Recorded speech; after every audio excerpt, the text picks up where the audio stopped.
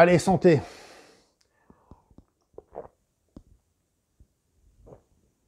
Je vous rassure, c'est de l'eau, hein, si jamais vous aviez un doute. Bienvenue chez le beau parleur de l'action et du ciné d'auteur. Bonjour à vous les cinéphiles et bienvenue dans cette critique en post-projection du film Drunk réalisé par Thomas Vinterberg, un film danois qui arrive chez nous. Alors il était déjà sorti avant le confinement, et puis bon, confinement oblige, voilà, il est encore d'actualité. J'avais pas forcément prévu de vous faire de vidéo, mais vu que je vois que le film est encore au cinéma et que les gens se laissent tenter par lui, je me suis dit bah pourquoi pas guider ceux qui peut-être ne sauraient pas.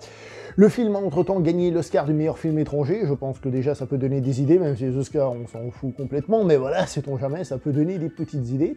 Et comme en plus c'est un film qui a un acteur que personnellement j'apprécie et qui est quand même assez connu chez nous, à savoir donc Mads Mikkelsen, je pense que ça devrait déjà donner assez envie aux gens d'aller le voir. Alors Thomas Vinterberg, juste vite fait, c'est celui qui a créé avec Lars von Trier ce qu'on appelle Dogma 95, qui est un délire que certains réalisateurs, jeunes réalisateurs en 1995 ont créé au Danemark, qui était en fait de faire des films, j'ai envie de dire un peu anti-cinématographique, parce qu'il fallait qu'ils tournent dans des décors qui existent déjà, en intérieur comme en extérieur, il fallait pas qu'il y ait de filtre, il fallait pas qu'il y ait une lumière spéciale, il fallait que la caméra elle soit tenue à la main, etc., etc.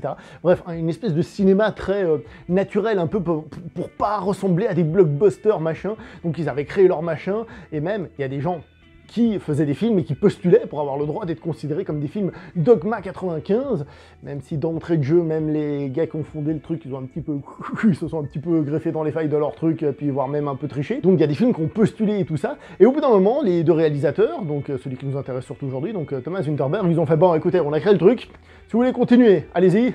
Non, on se casse. C'est-à-dire, on a assez fait les jeunes, maintenant on va peut-être s'autoriser à faire du cinéma un peu plus global et pas s'enfermer dans des trucs et des machins. Pour la petite histoire, Thomas Vinterberg, vous en avez peut-être entendu parler il n'y a pas si longtemps parce qu'il avait fait aussi le film La Chasse avec, encore une fois, Mads Mikkelsen. Pour la petite histoire, à la base, c'était une pièce de théâtre écrite par Thomas Vinterberg, il avait prévu d'en faire un film justement, et c'est justement sa fille qui lui a glissé 2-3 trucs, comme le coup de la course autour du lac, là, avec un collègue en train de picoler, un truc un peu bizarre. Enfin, ça m'a paru bizarre, et il paraît qu'ils le font vraiment là-bas. Ça m'a paru très bizarre. Bref, et que justement, au moment du décès de sa fille, et il a changé le scénario, il a changé pour en faire une ode à la vie, ça devrait vous rappeler un autre film, une ode à la vie, plutôt que justement quelque chose de triste. Je tiens à préciser que le Danemark est un pays nordique, et on sait que les pays nordiques, parfois, ils ont un petit peu des soucis d'alcoolémie. Il faut savoir que dans ce pays, il y a plus de 90% des gens qui boivent de l'alcool, que l'alcool est une des, je crois, 15 plus grandes causes de mort dans le pays. C'est un sujet qui est beaucoup plus grave et important dans ce pays-là. Voilà, ça c'est la petite piste de recherche en plus d'interprétation, à vous de me dire. Donc le film nous raconte l'histoire de personnes qui sont donc enseignants à l'école et qui ont une vie un peu difficile, qui traversent des temps un peu difficiles, et lors d'une discussion, il en ressort qu'il y a quelqu'un qui a fait une théorie, ils disent que c'est un Norvégien, qui dit qu'il faut avoir 0,5 pour 1000 d'alcool dans le sang, constamment, c'est-à-dire qu'il faut toujours l'avoir, et que ça, ça améliore ta vie sociale et tout ça, donc être un tout petit peu alcoolisé. C'est ce que nous dit le film. Et en partant de ce principe-là, on imagine un peu les directions que ça va prendre, nous parler parfois des excès, nous parler de ce qui fonctionne, de ce qui fonctionne pas, etc., etc. Donc sachez que cette théorie que les personnages sont en train de tester dans le film est une théorie qui existe vraiment. Il y a bien un gars, comme décrit dans le film, un Norvégien, qui a fait cette théorie-là. La grande force du film, tout le monde vous le dira, j'en suis certain, c'est que c'est un film qui n'est pas moralisateur. C'est-à-dire qu'à aucun moment il va vous dire c'est bien et c'est pas bien.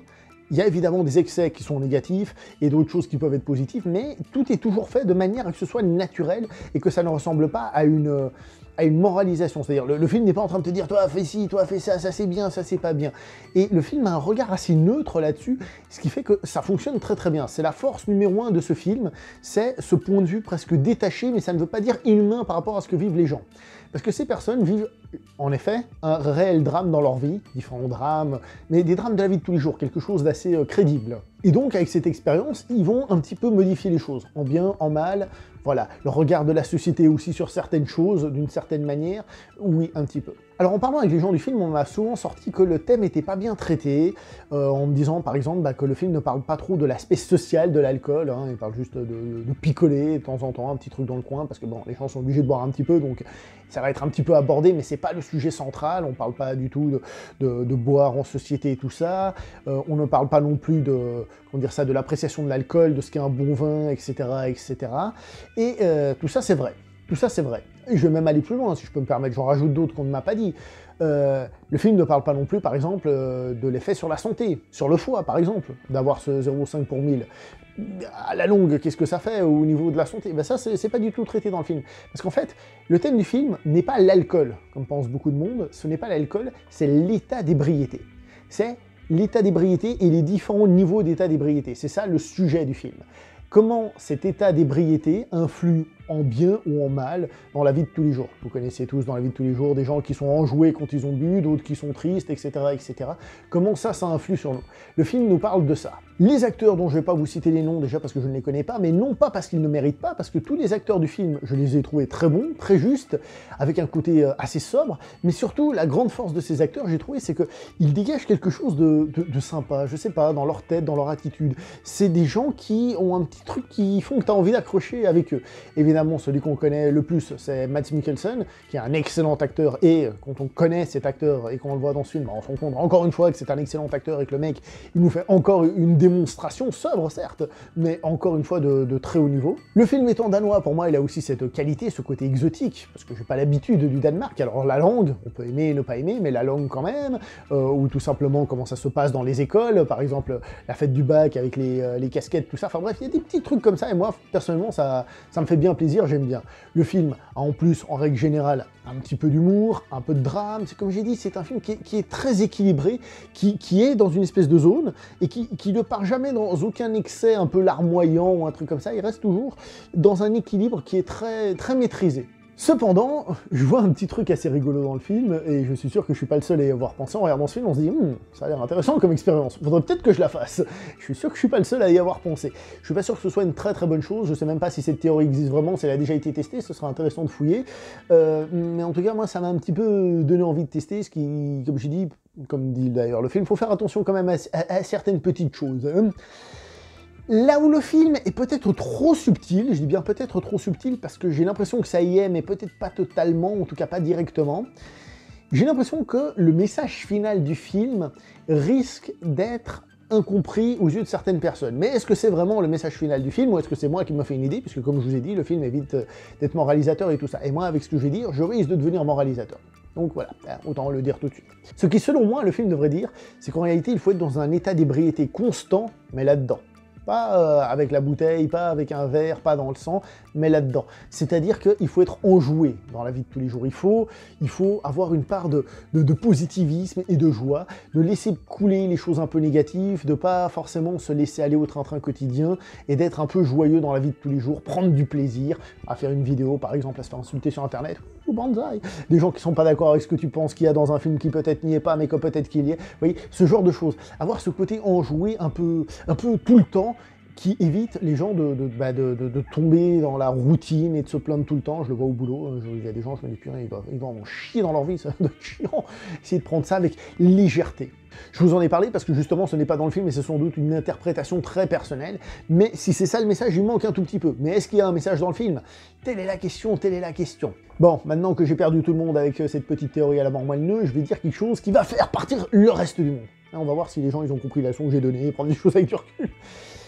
Le film est très bon, de par son équilibre, de par ses acteurs, mais ce que je trouve intéressant, c'est que tout le monde, en règle générale, sur Internet et autres, disent que ce film est génial, alors que je trouve que c'est un film qui est finalement très proche de ce qui se fait dans le cinéma français.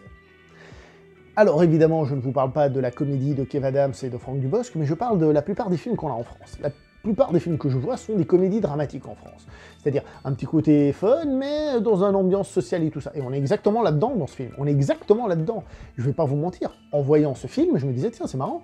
J'ai l'impression, entre guillemets, de voir un film français. Alors certes, ça vient d'un autre pays, certes, il y a des acteurs différents, peut-être on capte moins pas les erreurs de prononciation, parce que ça, il n'y en a pas, mais le fait que le discours soit pas naturel ou des choses comme ça. Mais très honnêtement, on est assez proche de ce qu'on a en France sur certaines comédies dramatiques. Le point fort de ce film, justement, comme je l'ai dit, et je le répète, en comparaison au film français, c'est justement cet aspect non moral, équilibre du drame et tout ça, qui fait que tout est vraiment posé très très bien.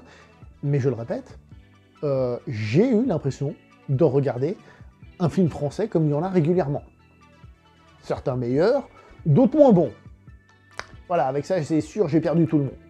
Je vous ai donc donné mon ressenti et un peu mes théories sur le film, mais il est vrai que le film, comme beaucoup de films, mais celui-ci peut-être un peu plus que certains, on va dire, est ouvert à l'interprétation. Comment est-ce que vous interprétez la scène de fin, s'il vous plaît? Dites-le en bas dans les commentaires. Parce que j'y vois deux possibilités qui sont contraires. Comment est-ce que vous l'interprétez? Comment est-ce que vous ressentez cette fin? Parce que le réalisateur, alors ça je vous le dis comme ça vite fait, il a dit que le film était une ode à la vie et à l'alcool. Voilà, lui il l'a dit comme ça. Comment est-ce que vous l'interprétez? Comment est-ce que vous l'avez ressenti? Bref, en tout cas, pour faire simple, c'est un très bon film qui fonctionne plutôt bien et qui, je ne vais pas répéter, hein, mais que je vous recommande personnellement. On passe un moment très agréable devant ce film qui pose plus ou moins des questions mais sans les poser, et qui n'apporte pas de réponse pour ne pas nous forcer à en avoir, même si il peut d'une certaine manière amener des pistes de réflexion, mais je pense pas non plus que ce soit très important à ce niveau-là. Le film n'essaye vraiment pas de nous faire la leçon. Bref, moi en tout cas je vais m'arrêter là pour cette vidéo, parce que ça devient compliqué. N'oubliez pas le like, le partage, l'abonnement, hein, et on se voit prochainement pour une prochaine vidéo. Allez, ciao tout le monde.